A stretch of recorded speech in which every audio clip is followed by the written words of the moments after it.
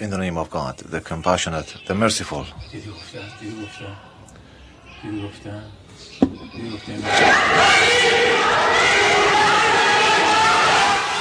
He bestow upon His prophets. Praise be upon Allah, the Almighty, who is just, kind and compassionate.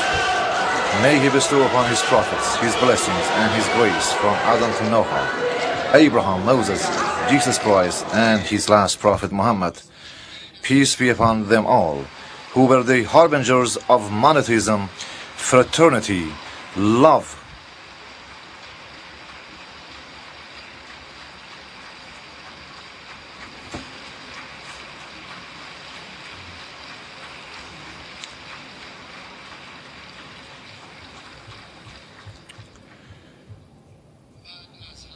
Human dignity and justice. Mr. Chairman, I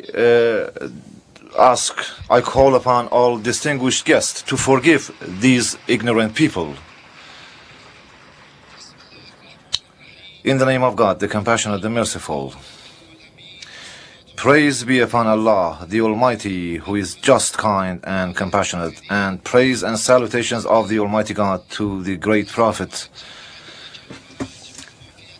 May He bestow upon His blessings, His grace. We thank the Almighty God, praise be upon Him, who is just and who is compassionate. And the salutations and regards of Allah to His prophets, from Noah to Abraham, Moses, Jesus Christ, and His last prophet Muhammad.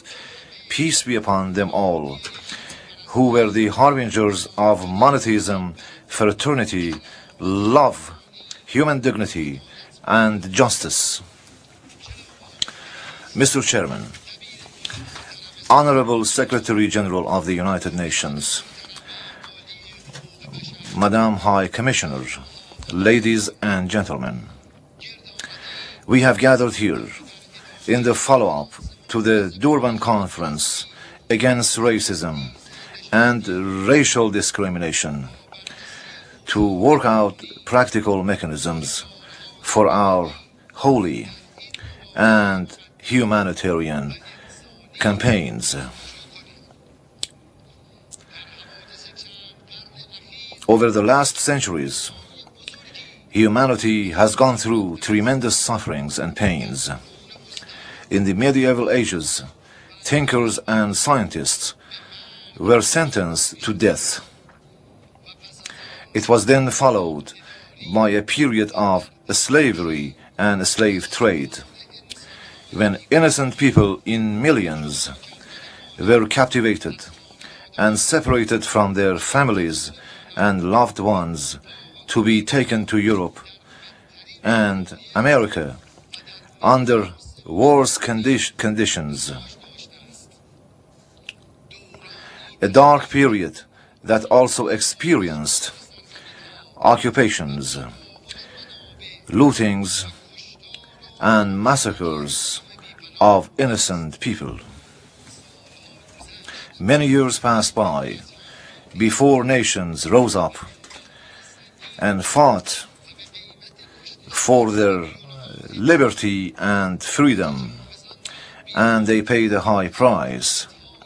They lost millions of lives to expel the occupiers and proclaim their independence. However, it did not take long that the coercive powers imposed 2 wars in Europe, which also plagued a part of Asia and Africa. Those horrific wars claimed about 100 million lives and left behind massive devastations.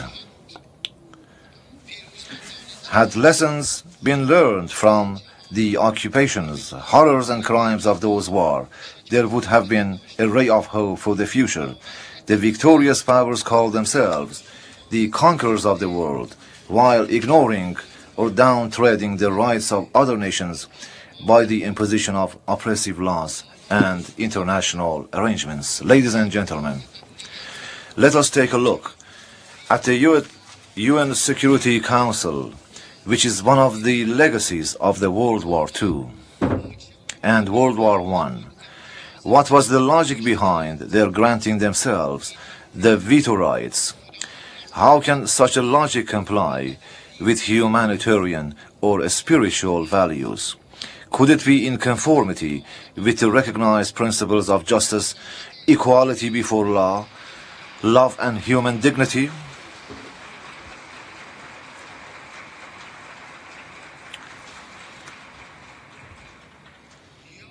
Or rather, with discrimination, injustice, violation of human rights, or humiliation of the majority of nations and countries. That council is the highest decision-making world body for safeguarding the international peace and security. How can we expect the realization of justice and peace when discrimination is legalized and the origin of law is dominated by coercion and force rather than by justice and the right? Coercion and arrogance is the origin of oppression and wars. Although today many proponents of racism condemn racial discrimination in words and in their slogans, a number of powerful countries have been authorized to decide for other nations based on their own interests and at their own discretions, and they can easily ridicule and violate all laws and humanitarian values as they have done so. Following the World War II, they resorted to military aggressions to make an entire nation homeless on the pretext of Jewish sufferings, and they sent migrants from Europe, the United States, and from other parts of the world in order to establish a totally racist government in the occupied Palestine. And in fact, in compensation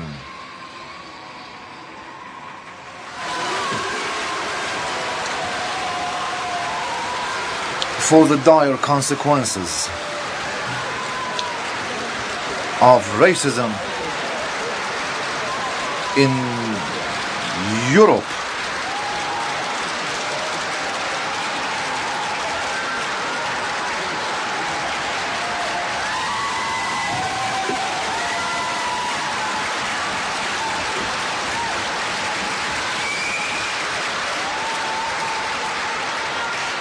okay, please, thank you.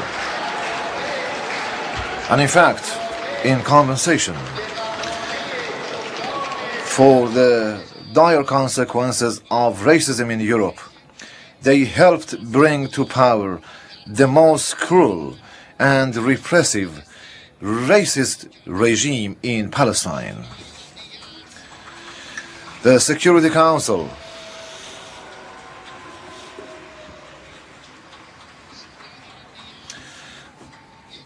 helped stabilize this occupation regime and supported it in the past 60 years, giving them a free hand to continue their crimes. It is all the more regrettable that a number of Western governments and the United States have committed themselves to defend those racist perpetrators of genocide, whilst the awakened conscience and free-minded people of the world condemn aggressions, brutalities, and bombardments of civilians in Gaza. They have always been supportive or silent against their crimes. And before that, they have always been silent with regard to their crimes.